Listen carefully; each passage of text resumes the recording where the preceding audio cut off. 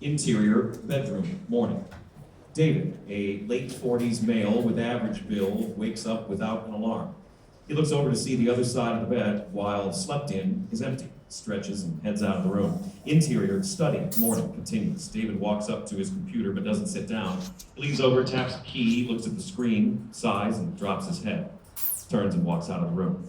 Interior kitchen, morning, continuous. David ambles into the kitchen where he finds his wife, Andrea, looking at her tablet, which rests on the counter. She has a cup of coffee in one hand. Her other hand periodically taps on the tablet. Coffee. Please. Andrea pours David a cup of coffee from the carafe and hands the cup to David. He looks over at her tablet. Sudoku? Yeah, just a little morning mental exercise. I'm almost done. She continues tapping, now with fewer, shorter pauses. How do you, I can finish most Sudoku puzzles, but how do you do it so fast? It's just seeing the patterns. Andrea's eyes move back and forth as she envisions the solution to the puzzle. One sec. The tapping really picks up the pace now. Finally, the tablet makes a chiming sound. There, done. At the end, it just falls into place. Andrea looks up and smiles. David shakes his head. I have to leave soon. Did you want me to make you something? No, I'll eat later. Okay, but don't forget.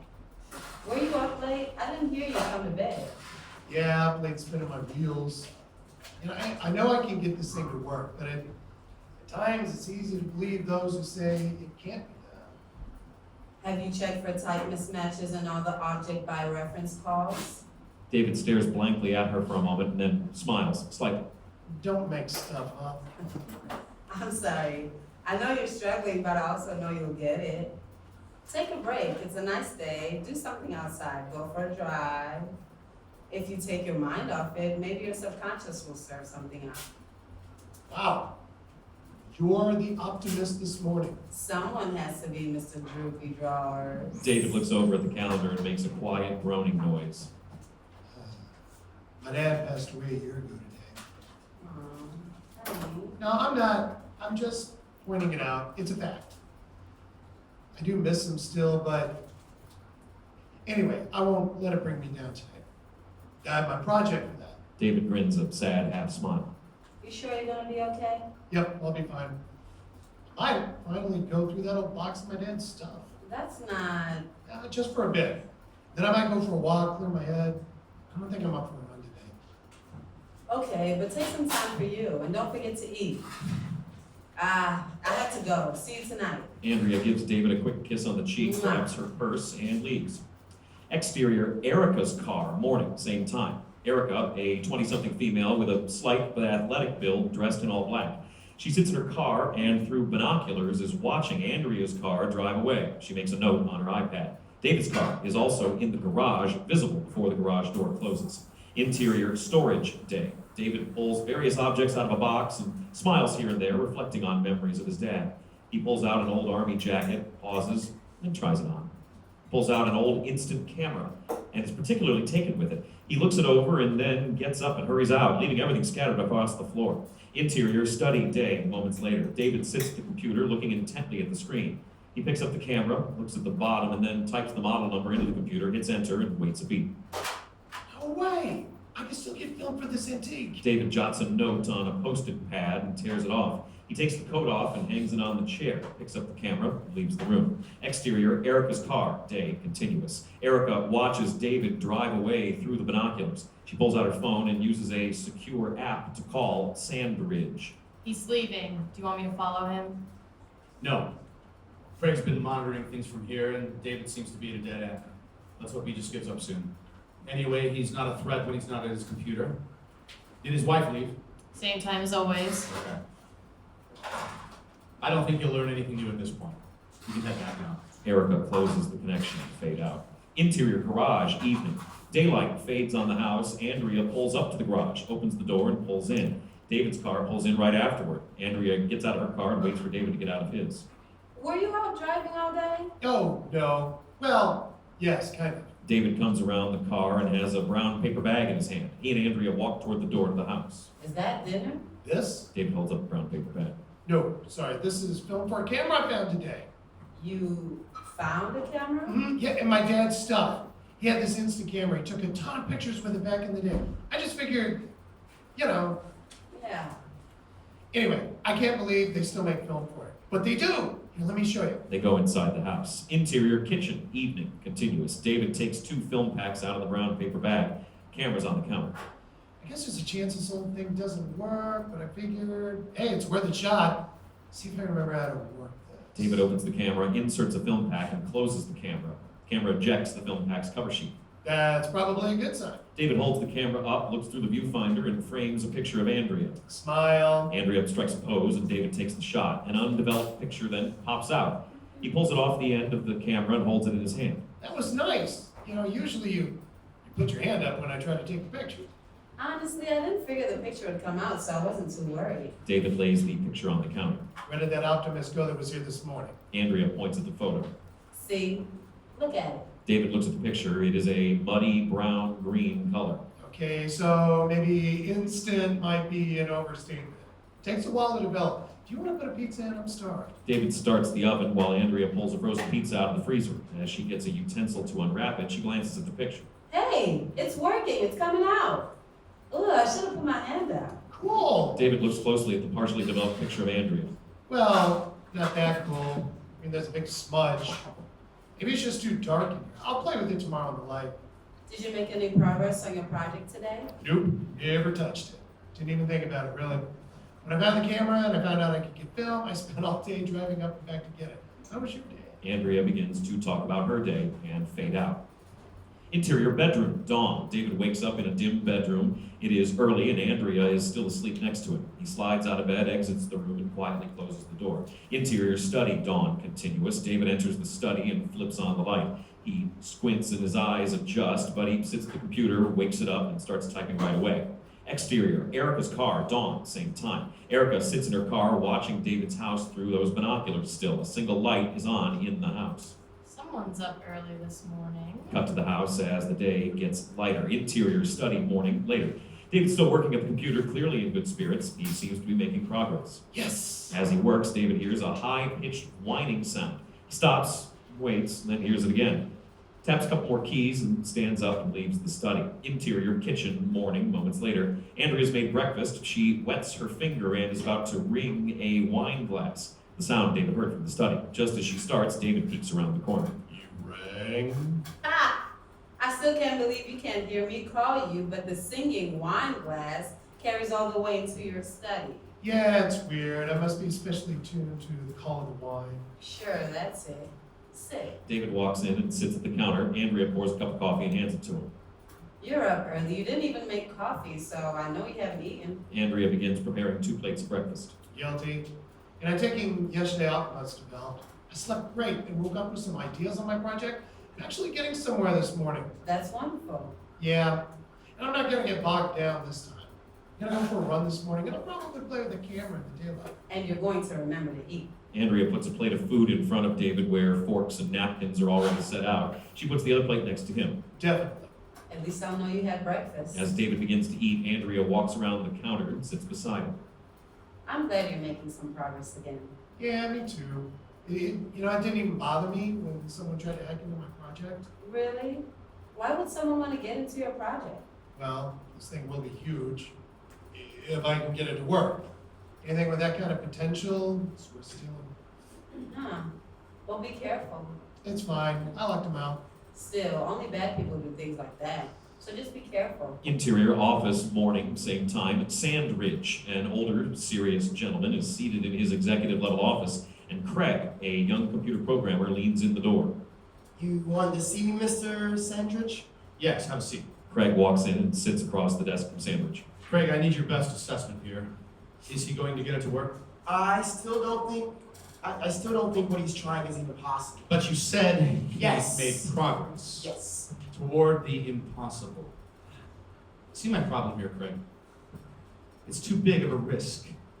If he gets that system working, it cuts out the entire revenue stream of our biggest client. $1 billion company, gone, overnight. And with it, 1/3 of our revenue. So I have to ask you again, is he going to get it to work? Okay. To be honest, we may never know. What do you mean? He locked me out this morning. What? I heard you. I thought you said he didn't know you were there. He didn't. Well, at least I thought he didn't. I guess he figured it out this morning because I lost access. I tried everything and can't get back in. And when were you going to tell me this? It just happened. Huh. This is bad, Craig. It gets worse. Some of his test runs are working today. For the first time. Interior bedroom day later. Andrea is preparing for work. She's putting in earrings as she walks around looking for something. She opens the nightstand drawer on David's side of the bed and sees a gun in the drawer. Interior study day. Moments later. David's working at the computer. Andrea leans in the doorway. Hey, sorry to interrupt. I thought you were going to get rid of that gun. I was. It was my dad's. I know I'll never use it. I'm just not ready to let it go. Andrea just looks at him, saying nothing. It's not loaded. We have no bullets for it. I know you don't like it, but it's not dangerous. Okay. I won't push it right now, but I really don't want it in the house. I'm headed out. You going for a run? Oh, yeah. Better do that now before it gets too hot. Right after I make it back up. David pulls a thumb drive from a drawer and inserts it into the computer. Exterior, Erica's car. Day, same time. Erica is scanning the house with binoculars when her phone rings for that secure app. Yeah. He was getting closer this morning and then he locked us out, so it's time. Erica ends the call without a word and picks up the binoculars. Nothing's going on, so she opens her weapons case, revealing a pistol, a silencer, and a spring-assisted knife. She pulls the knife out of the case and practices palming it and springing it open. She looks over and then picks up the binoculars again. She sees David's car backing out of the garage. Andrea's car is already gone.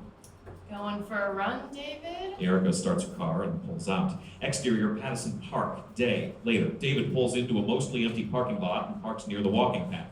He gets out of his car, dressed in running gear, as Erica pulls her car into a distant space behind him. David starts stretching before his run. Erica is walking up behind him. Her hand is in her pocket. There's no one around. She gets close. She pulls her hand from her pocket, palming the knife so it's barely visible. When she's just a few feet away, she drops the knife into her hand and flicks it open, ready to strike. David turns toward the park and begins to run, just narrowly escaping her attack. Erica puts her hand back in her pocket, looks around, and then walks toward where David ran. She stops to sit at a park bench to wait. David disappears into the distance. Exterior, Patterson Park. Day, continuous. David runs, really enjoying himself. Finally, he slows to a walk, covered in sweat, as he heads back toward his car, toward Erica. She gets up as he approaches, her hand coming out of her pocket again. Just as he gets close, David stops to check his watch, just as a group of hikers walks out of the woods very close by. Erica pockets the knife, thwarted yet again. David walks toward his car. Erica sits back down on the bench and opens her secure app. I had to abort. Craig thinks we don't have much time. If he finishes that project... I know, but he can only work on it at his house, right? So I'll get him there. We're fine. Erica closes the connection, gets up, and starts walking back toward her car. Exterior, Erica's car. Day later. Erica is once again at her car with the binoculars, scanning David's house. Where are you, David? She scans the house through the binoculars again, drops them from her face, and sighs. Exterior, County Park. Day, same time. David's taking pictures with his camera at another park. He takes pictures of various things and seems to be enjoying himself. David walks up to a shelter to sit down as a walker passes behind, some distance behind. He lays the picture out on a picnic table. They all have a shadow in one part of the picture or another.